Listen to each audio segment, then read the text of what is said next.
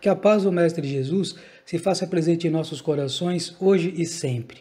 Ao discorrermos sobre a alma após a morte, se faz necessário antes nós definirmos o que é alma, porque é uma expressão muito utilizada sem que realmente nós viemos a parar para pensar do que se trata, do que é alma.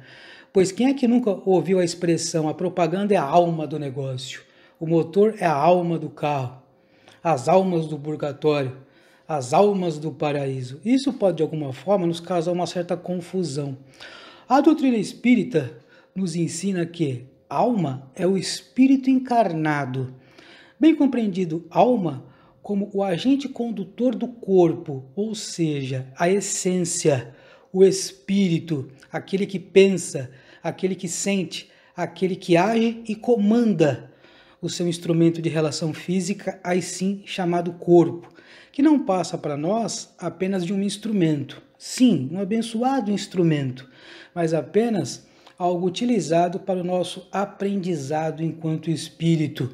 Numa analogia grosseira, se nós utilizarmos como exemplo um curso regular, ensino fundamental, ensino médio, qual que é a dinâmica? Nós saímos da nossa casa, vamos até a escola, aprendemos, temos lá a aula, fazemos os exercícios, findo aquele período, retornamos ao nosso lar. Da mesma forma se dá então com o espírito, ou seja, ele toma posse de um corpo físico, conduz esse corpo, o corpo se apresenta como uma espécie de material escolar, onde através desse corpo nós temos essa vida de sensações, de aprendizado, para, findo esse corpo, findo esse período, retornarmos ao nosso lar, à nossa verdadeira pátria, no caso, a pátria espiritual. Então, findo o corpo físico, sim, a alma ou o espírito, esse ser pensante, esse agente condutor, retorna ao mundo dos espíritos, agora já não mais preso a um corpo físico. Então, a alma, após a morte, somos nós, espíritos, seres pensantes, mantendo a nossa individualidade, mantendo as nossas características, nossas preferências. Por quê? A despeito de sermos todos semelhantes, somos individualidades, ou seja, somos diferentes, apenas semelhantes. Cada um de nós temos nossas preferências, nossas predileções, tá certo? Ou seja, quando a gente tem uma gripe, a gente deixa de amar quem a gente ama? Não, porque a gripe está no corpo. Quando nós temos uma infecção, por exemplo, infecção de ouvido, infecção de urina, nós deixamos de manter uma certa desafeição por certas pessoas só por causa da infecção? Não, porque a infecção está no corpo. Dessa forma, então, vamos entendendo que nós somos essa individualidade. Ninguém tem espírito. Nós somos espíritos que, por ora, como ensina a doutrina espírita, estamos de posse de um corpo físico, alma. No retorno à pátria espiritual, assim dizendo, nós nos manifestamos no mundo dos espíritos através de um corpo fluídico, um corpo semimaterial chamado perispírito. Ou seja, então nós somos o conjunto espírito, perispírito, que enquanto está preso a um corpo físico, essa tríade, espírito, perispírito e corpo físico. Isso pode ser entendido como alma, porque vai muito além daquilo que a gente vê refletido no espelho. E muitos poderão dizer, mas que prova nós temos que o espírito mantém a sua individualidade? São fartas as comunicações que nos servem de prova dessa distinção e manutenção dessa individualidade. Porque se nós voltássemos apenas, como dizem algumas teorias, para o todo universal, em que nossa individualidade se perdesse, essas comunicações seriam sempre as mesmas.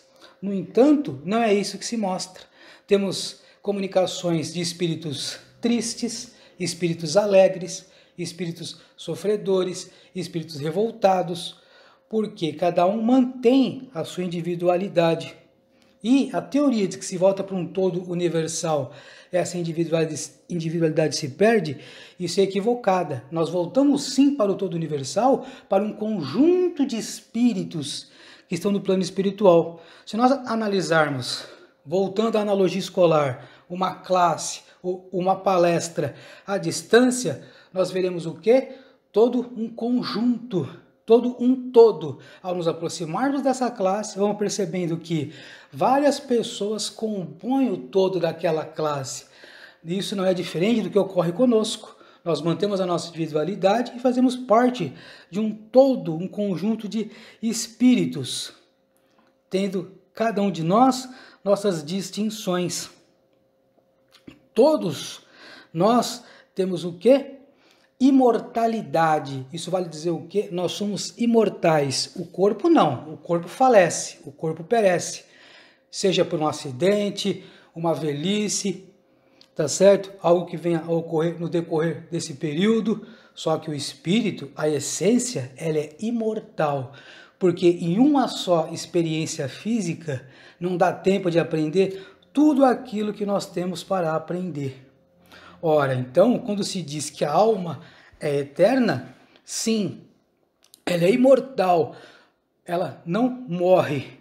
E ela não é um atributo apenas dos espíritos puros, porque os espíritos puros, ele goza da felicidade eterna, ou seja, são espíritos que alcançaram um nível intelecto-moral e que não se faz mais necessário passar por provas e expiações.